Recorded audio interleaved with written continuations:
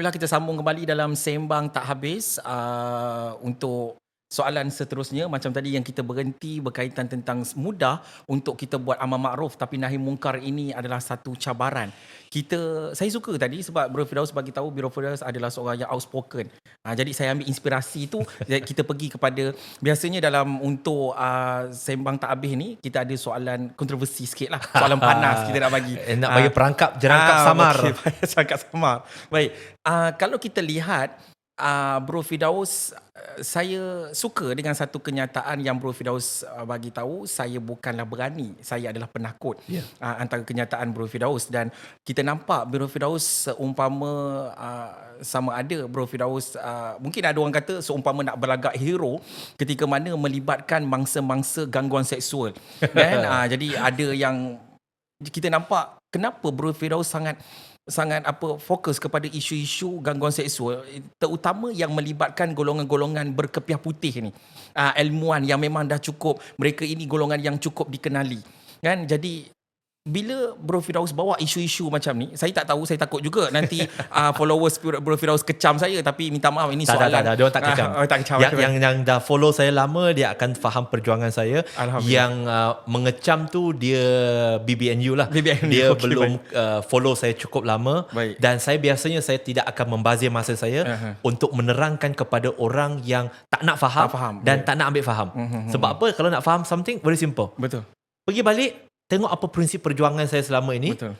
Sebab kalau you kalau you seorang yang tak sanggup untuk meluangkan masa untuk diri you, bukan untuk saya. Keadilan untuk diri you, dengan cek balik apa prinsip perjuangan saya, tapi telah tengah membuta tuli, membabi buta. Saya tak takut guna perkataan membabi buta, sebab bagi saya itu ada dalam peribahasa. So kamu sebenarnya berlaku tidak ada pada diri kamu, bukan pada saya. Dan sebenarnya terima kasih kepada mereka juga, kerana mereka menyumbangkan pahala kepada saya. Sebab kalau yang dah follow saya lama akan faham. Dia akan faham. Why I do. Not necessarily you have to agree with everything. Okay, tak. Betul. Tetapi macam awal lagi saya sebut, walaupun kamu tak setuju dengan apa cara saya, dengan cara pandangan saya, kamu tak boleh katakan cara saya tu salah. Mungkin personal preference. Okay. Betul. Contoh, mungkin you suka kepada mi goreng. Okay? Saya tak boleh kata saya tak suka mi goreng hanya kerana saya tak suka mi goreng, maka mi goreng itu haram. Dia tak jadi begitu. Betul. Kan? Cuma personal preference. So, dalam approach kita ada personal preference. Betul. So, kalau dalam personal preference tu selagi tidak haram, okay, tak apa. Saya okay je. Kita boleh berbeza. Saya okay je. Jadi saya tidak suka pergi menceritakan ataupun menjustifikasi. Sebab apa? Macam tadi tanya saya tentang ada tak wife saya kata kita nak makan apa, kan? Itu pengajaran sangat penting untuk diri kita. Kalau orang, contoh saya tak bermaksud kepada sesiapa tau. Bayangkan kalau kita dah kahwin dengan isteri kita, kita pun dah kenal. Bila kita ambil satu keputusan, okay, soalan yang dia keluarkan, contoh bila kita kata saya nak buat ni, dia punya first thing adalah, bang, kita nak makan apa, bang? Soalan tu legit. Saya tak kata soalan tu salah. Tapi kalau saya kata, you go back few step back. Sebelum dia tanya soalan tu, ketika engkau berkahwin dengan dia, engkau yakin tak dia akan jaga engkau? Selama engkau kahwin dengan dia, pernah tak dia tak bertanggungjawab? Kalau dia selama ni, sebelum kau kahwin dengan dia, pun kau tahu dia adalah seorang bertanggungjawab, dan dia tak pernah melepaskan tanggungjawab, dan dia memang menjaga kamu dari kamu kahwin sehingga sekarang, InsyaAllah dia akan buat. Kenapa kamu akan tanya soalan ni? Betul. Kamu tak akan tanya soalan tu. Maksudnya kamu masih ada tidak percaya pada dia yang dibisikkan oleh syaitan kepada kamu. Bukan kata membabi buta. You tengok track record dia je. Betul. Track record dia, ada tak pernah dia tak bagi nafkah? Ada tak dia tak jaga diri dia? Dia tak jaga you? Tak ada. Betul. So bila dia buat keputusan tu, maksudnya bila dia kata abang nak resign, abang nak buat bisnes ni, you tak akan tanya abang kita nak makan apa. You akan dengan sepenuh hati, abang, saya akan sokong abang teruskan sebab saya tahu abang akan jaga kita sebagaimana abang telah menjaga kita selama ni. Khalas. Maksudnya saya nampak, saya suka perkataan tu. Maksudnya dia memberi isyarat juga bahawa bagaimana isteri yang baik itu dia datang daripada suami yang baik. Sebab kalau Tak boleh juga, tak boleh juga, tak gitu. boleh juga. Sebab ada suami yang baik tapi isteri tak baik. Tak, Nabi Lut betul, betul. Dia bukan secara kesemuanya, cuma sebab bila kita tengok macam yalah bila didikan suami tu, so macam bagaimana kalau kita boleh tengok bagaimana walaupun dalam keadaan berat hati untuk melepaskan Nabi Ibrahim bersama dengan Hajar pergi, tapi bagaimana Nabi Ibrahim boleh didik Hajar untuk redha ketika mana berada di Mekah. Jadi saya nampak dia two way. Dia mesti ada suami yang sanggup mendidik dengan isteri yang sanggup menerima didikan. Betul. Kalau kita mengajar tapi seperti menuang air ke atas daun keladi, ataupun seorang isteri tu baik, betul, tapi suaminya tak nak, betul, then tak jadi juga. Betul. Kita boleh bagi banyak perumpamaan, kan? Kita kata tentang kisah Nabi dan sebagainya, kan? Betul. So mereka juga berdakwah, ada juga sanak saudara mereka tak terima. Betul. Kita tengok kisah ni. Bila Nabi SAW daripada Gua Hira dia menerima wahyu yang pertama. Kita kata itu contoh paling klasik. Betul. Ada tak setelah dia bagi tahu kepada Khadijah radhiyallahu anha, zamiluni, dia tak terus, abang kenapa ni? Betul. Dia first thing, dia dah kenal siapa laki dia. Dia dah kenal laki dia siapa. Dia tak tanya. Dia sebab dia tahu sepanjang dia berkahwin dengan Nabi SAW, dia tahu laki dia tak pernah bersikap pelik macam tu. Betul. Kalau ada benda pelik tiba-tiba dia balik ni, zamiluni, dia tahu something is wrong. Daripada aku membebel, aku bagi dia selimut dulu. Betul. Lepas tu baru dia tanya apa yang berlaku. Lepas tu Nabi ceritakan. Bila Nabi cerita, dia tak membebel dekat Nabi. Dia tak kata, itulah aku dah kata jangan masuk gua. Kau masuk gua juga. Tapi sebab dia tahu kenapa Nabi masuk gua. Nabi masuk gua bukan kerana benci isteri dia. Kerana dia tak suka dengan persekitaran yang sedang berlaku dekat Mekah. Dia sedang bertafakur. Dia nak bertafakur tu. So lepas tu Khadijah cakap apa? Kalla abshir. Dia kata, sesungguhnya Allah tidak akan mensia. Allah. Kalam daripada Khadijah tu menunjukkan bahawa betapa dia memahami suaminya adalah begitu. Hari ini apa ramai isteri ataupun suami buat? Abang kita nak makan apa? Abang tak boleh selfish.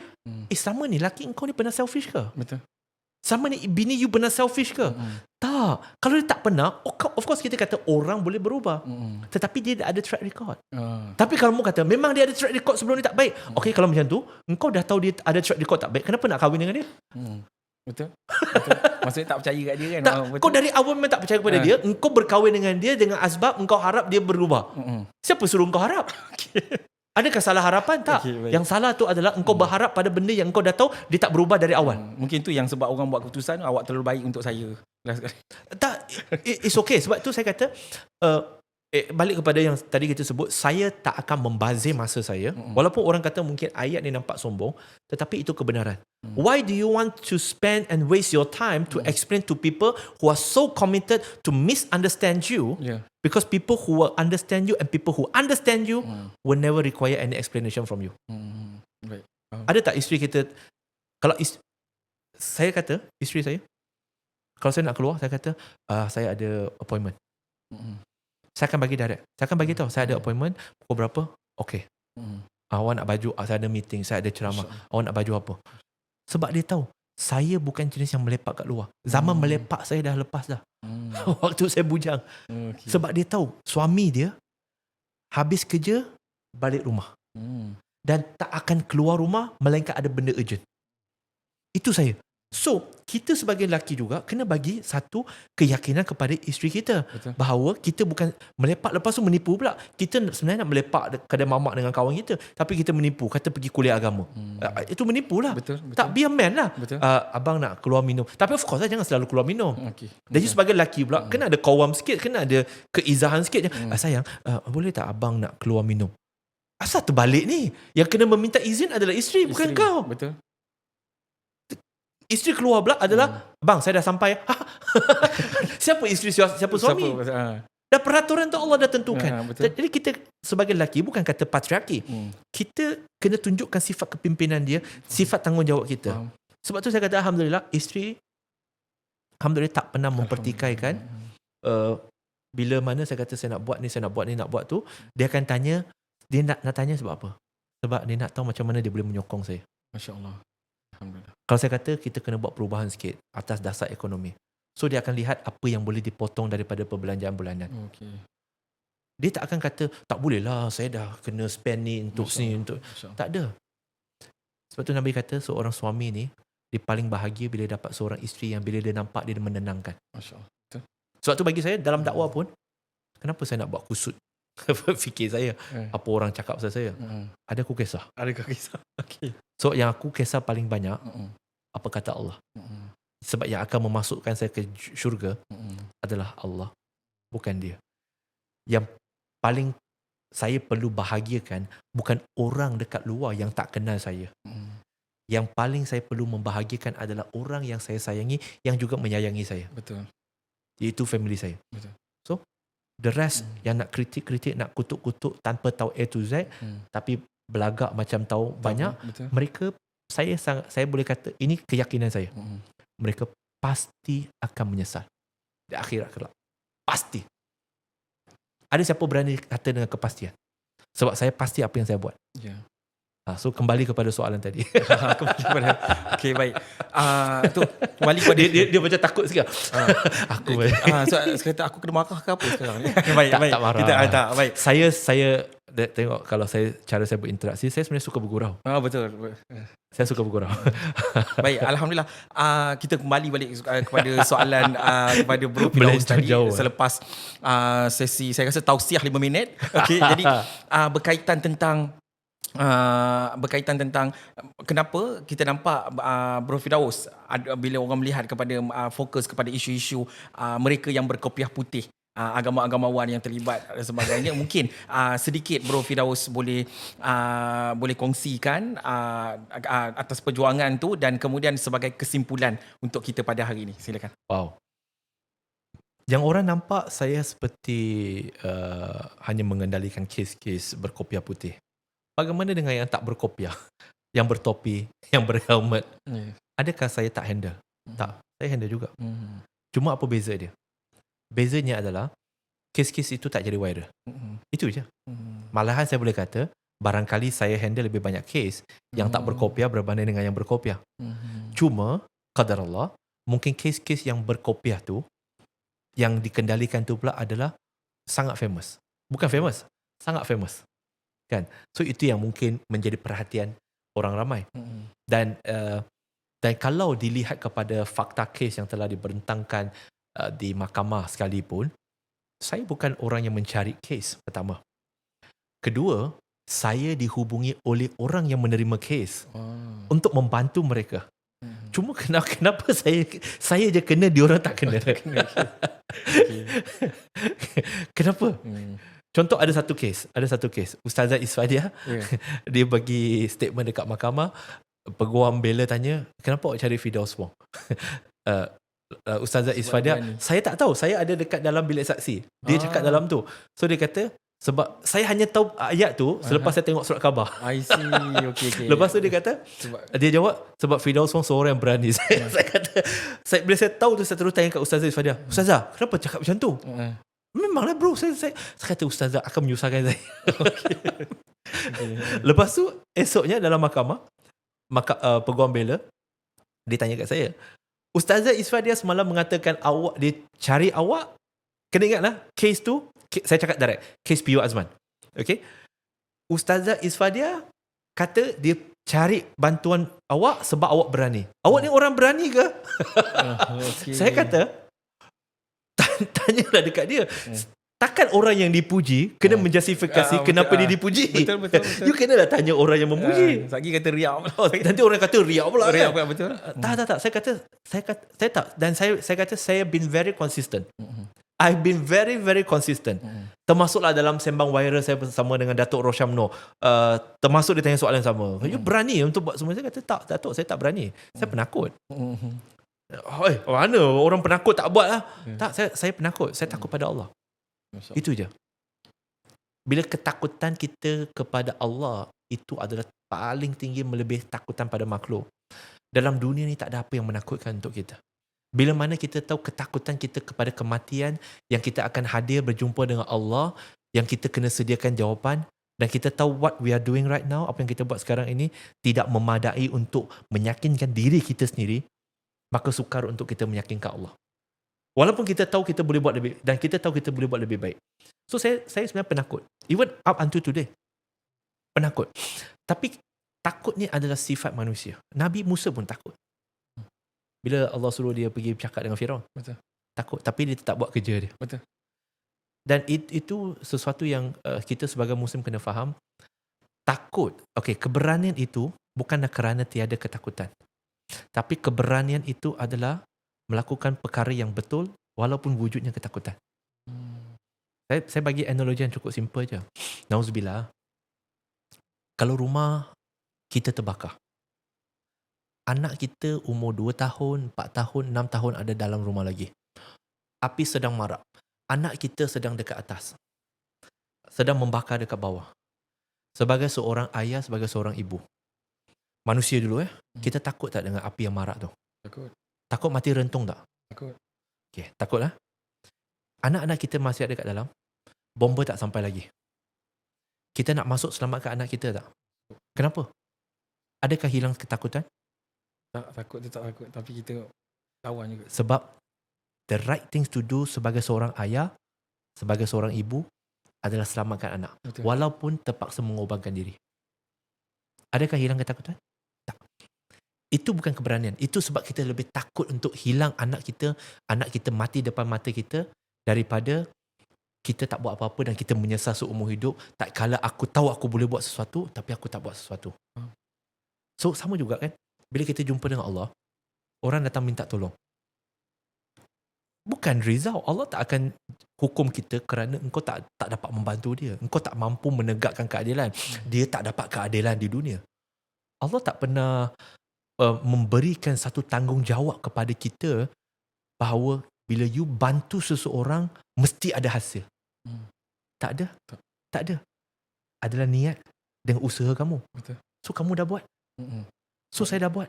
So bila saya dah buat, saya dah bantu. Saya tak boleh bagi alasan kepada Allah tak kala saya tahu saya boleh membantu. Tapi of course kita kena berstrategi lah. Betul. Kita kena Betul. tahu ada risk management, apa yang kita boleh buat. Adakah kita mengambil alih tugas polis? Tak. Malahan polis, kita kata, menyuruh kita untuk membantu mereka untuk mencegah jenayah. Jadi kita membantu, kita tak ambil alih. Betul. Jadi kita hanya membantu. Dan itu yang diperlukan. Bayangkan, kita sebagai orang belajar agama, saya bukan ustaz. Saya selalu sebut saya bukan ustaz. Dan you tak perlu jadi ustaz. You hanya perlu jadi seorang Muslim yang ada basic tauhid, basic agama. Okay? Kita pernah dengar tentang hadis Nabi SAW, untuk kamu membantu seorang saudara kamu menyelesaikan urusan dia sehingga selesai, itu jauh lebih aku sukai daripada engkau beriktikaf di dalam Masjid Nabawi selama sebulan. Itu satu. Satu lagi, untuk engkau mengangkat satu kesulitan saudara engkau, Allah akan mengangkat kesulitan engkau pada hari kiamat. Betul. Hadis tu kita semua pernah dengar kan? Betul. Bagaimana pengamalannya? Betul. Aplikasi. Bukan soal kamu hafal Quran berapa banyak. Betul. Bukan soal kamu ni petah sangat bercakap. Ataupun mempunyai followers beratus ribu, berjuta-juta. Tapi when it's time for you to perform, can you live up to it? Dan saya nak bagi satu kesimpulan menggunakan satu cerita ni. Cerita ni saya dengar banyak tahun dan saya suka cerita ni. Ada seorang tok guru ni, dia mengajar ilmu tauhid kepada anak murid dia. Dan anak murid dia sangat sayangkan dia. Lalu mereka menghadiahkan dia seekor burung kakak tua. Burung kakak. Yang boleh bercakap. So, dia boleh. Dan sebab dia juga duduk dalam halaqah tu, jadi dia boleh lah, la ilaha illallah, asyhadu an la ilaha illallah, semua dia boleh. Tak ada masalah. Jadi suatu hari, burung kakak tua tu mati diserang oleh seekor kucing. Jadi guru dia menangis. Dia menangis. Dia menangis dan menangis dengan teruk. Lalu anak murid dia kata, "Wahai guru kami, kenapa engkau menangis? Burung kakak tua, tak apa, kami boleh belikan burung kakak yang lain untuk kamu. Kalau kamu suka sangat dengan burung kakak." Lalu guru tu kata, "Bukan. Saya bukan menangis kerana kehilangan seekor burung kakak tua." Jadi anak murid tanya, "Kalau begitu, wahai guruku, kenapa engkau menangis dengan begitu teruk?" Dia kata, "Aku mengajar kalian tauhid dan dia juga tahu, dia selalu dalam kelas dia bercakap la ilaha illallah, la ilaha illallah. Tetapi ketika dia diserang oleh kucing, kalimah la ilaha illallah tak pernah keluar dari mulut dia. Dia hanya sebut sakit, sakit, sakit, sakit.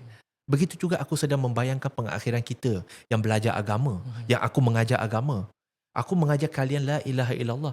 Tetapi bukan soal berapa kerap kita berkalimah la ilaha illallah di dunia dan ketika hidup. Ketika saat sakaratul maut, malaikat maut datang menjemput, mampukah kita mengungkapkan la ilaha illallah? Sama juga dalam kehidupan kita kan? Mhm. Kita boleh berfalsafah, inilah ajaran agama, inilah dia. Betul, betul. Tetapi bila ada orang yang lemah datang meminta bantuan daripada kita, apa alasan kita? Apa alasan kita?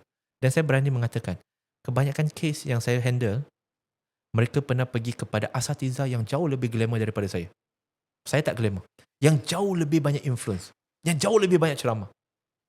Tapi feedback yang diberikan sangat mengecewakan. Kami takut. Oh. Apa mesej yang ingin kita sampaikan kepada masyarakat di luar? It's okay untuk takut. Tapi do something. Malahan ada yang kata, tutup je lah, biarlah. Apa perasaan dia? Adakah ini akan menyebabkan mangsa merasa kecewa dengan agama? At least ajar dia, bawa dia pergi buat laporan polis. Tapi tak dibuat langsung. Malahan suruh dia kata, tak apalah, biarlah. Doakan agar dia bertaubat, agar dia... minta maaf. Saya kata, itu... mungkin saya salah. Bukan nak belagak hero. Saya penakut. Setahu saya, itu bukan ajaran agama kita. Agama kita ada istilah jihad. Ada istilah syahid. Kalau kamu buat sesuatu niat kerana Allah, itu syahid. Kamu jihad kerana Allah, Allah bukakan jalan. Allah mudahkan. So, buat apa yang betul, bukan buat apa yang kita nak buat, yang kita kerana asbab ketakutan. Takutlah kepada Allah, itu lebih. Wallahualam. Masya Allah. Saya kira satu pengisian yang sangat baik yang disampaikan. Terima kasih banyak-banyak atas ilmu yang telah dikongsikan. Saya rasa sangat memberikan inspirasi kepada saya sendiri yang mendengar. Terima kasih banyak-banyak sekali lagi Bro Firdaus atas kesudian bersama dengan kami. InsyaAllah kalau di lain masa, insyaAllah kalau ada masa lagi kita boleh. Amin. Saya rasa sebab nama pun sembang tak habis. Sembang kita mungkin tak akan habis. Dan pastikan kami mengajak untuk para pendengar terus bersama dengan kami, subscribe kami untuk mendengar pelbagai lagi tajuk-tajuk yang menarik bakal kami kupaskan insyaAllah dalam Sembang Tak Habis. Kita jumpa di episod yang akan datang. Terima kasih sekali lagi Bro Firdaus. Kita jumpa lagi. Assalamualaikum warahmatullahi wabarakatuh. Dan sebelum itu jangan lupa bahawa program ini kami nak kongsikan kepada anda bahawa merupakan tajaan daripada MKM Ticketing Travel and Tours. Assalamualaikum.